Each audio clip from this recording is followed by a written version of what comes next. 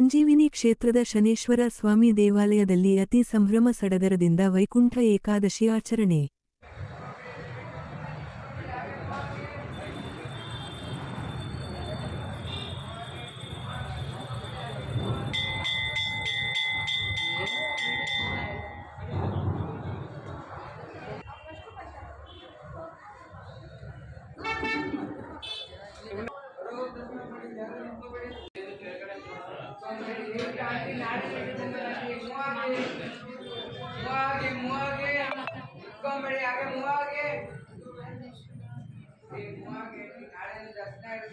ನಮಸ್ಕಾರ. ವೈಕುಂಠ ಏಕಾದಶಿ ಪ್ರಯುಕ್ತ ಎಲ್ಲರಿಗೂ ದೇವರ ಆಯುಷ ಆರೋಗ್ಯವನ್ನು ಕೊಟ್ಟು ಕಾಪಾಡಲಿ ಅಂತ ಈ ಮುಖಾಂತರ ನಾನು ಕೇಳ್ಕೊಳ್ತಾ ಇದ್ದೀನಿ. ನಮ್ಮ ಕ್ಷೇತ್ರದ ಕಾರ್ಯಕ್ರಮಗಳು ಇಂದಿನ ದಿನ ಅಭಿಷೇಕ ಕಾರ್ಯಕ್ರಮ ಇರ್ತದೆ. ತದನಂತರ ಮುಂಜಾನೆ ಸ್ವಾಮಿ ಮಹಾಮಂಗಳಾರತಿ ನೆರವೇರಿಸಿ ತದನಂತರ ವೈಕುಂಠ ದ್ವಾರ ಪ್ರವೇಶ ಇರುತ್ತೆ. ಅದಾದ ನಂತರ ಎಲ್ಲರಿಗೂ ಪ್ರಸಾದ ವಿನಿಯೋಗ ಇರ್ತದೆ. ಮರುದಿನ ಅನ್ನದಾನ ಕಾರ್ಯಕ್ರಮ ಹಾಗೂ ಮೆರವಣಿಗೆ ಇರ್ತದೆ. ನಮ್ಮ ಸ್ನೇಹಿತರು ಹೇಳಿದಾಗ ಅಂತಾರಾಷ್ಟ್ರೀಯ ತಂಡದಿಂದ ಸುಮಾರು 80 ಜನ ತಂಡದೊಂದಿಗೆ ನಮ್ಮ ಏರಿಯಾ ಬಡಾವಣೆಯಲ್ಲಿ ಪ್ರತಿ ಬೀದಿಯಲ್ಲೂ ಮೆರವಣಿಗೆ ನಡೀತದೆ.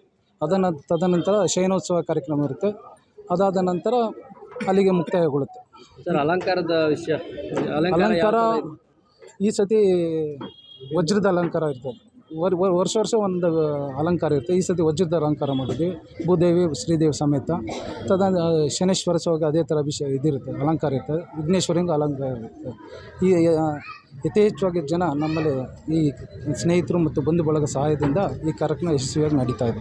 Okay sir, thank you sir. Sanjeevini ಕ್ಷೇತ್ರದಿಂದ 9, 10, 11 3 ದಿನ ಕಾರ್ಯಕ್ರಮ ಹಮ್ಮಿಕೊಂಡಿದ್ದೇವೆ. 9ನೇ ತಾರೀಕು ಅಭಿಷೇಕ ಹಾಗೂ ರಾತ್ರಿ 12 ಗಂಟೆಗೆ ಶ್ರೀನಿವಾಸನ ಅಭಿಷೇಕ. ಎಲ್ಲರೂ ಜನರು ತುಂಬ ಹೆಚ್ಚಿನ ದಟ್ಟದಲ್ಲಿ ಬಂದು ನಮ್ಮ ಈ ಕಾರ್ಯಕ್ರಮವನ್ನು ಯಶಸ್ವಿ ಮಾಡುತ್ತಿದ್ದಾರೆ. ಹಾಗೂ 10ನೇ ತಾರೀಕು ವೈಕುಂಠ ಏಕಾದಶಿಯಂದು ಸುಮಾರು 30,000ರಿಂದ 40,000 ಜನ ಬಂದು ಸ್ವಾಮಿಯ ದರ್ಶನವನ್ನು ಪಡೆದುಕೊಳ್ತಾರೆ. ಹಾಗೆ ಮತ್ತು ನಮ್ಮ ಪ್ರಸಾದವನ್ನು ನಾವು ವಿನಿಯೋಗ ಮಾಡ್ತಾ ಇದ್ದೀವಿ. ಹಾಗೆ ನಾಳೆ 11ನೇ ತಾರೀಕು ಅನ್ನದಾನ ಏರ್ಪಡಿಸಲಾಗಿದೆ. ಸುಮಾರು ಒಂದು 10,000 ಜನ ಬಂದು ಅನ್ನ ಸಂತರ್ಪಣೆಯಲ್ಲಿ ಭಾಗವಹಿಸಿದ್ದಾರೆ. ಹಾಗೂ ಸಂಜೆ ಅಂತಾರಾಷ್ಟ್ರೀಯ ಡೊಳ್ಳು ಕುಣಿತ ಅವರು CS ಕುಮಾರ್ ಅವರು ಸುಮಾರು ಒಂದು 10 ತಂಡದಲ್ಲಿ 80 ಜನ ಬಂದು ನಮ್ಮ ಕಾರ್ಯಕ್ರಮವನ್ನು ಯಶಸ್ವಿ ಮಾಡುವಂತ ನಾವು ಅವರನ್ನು ಇನ್ವೈಟ್ ಮಾಡಿದ್ದೀವಿ.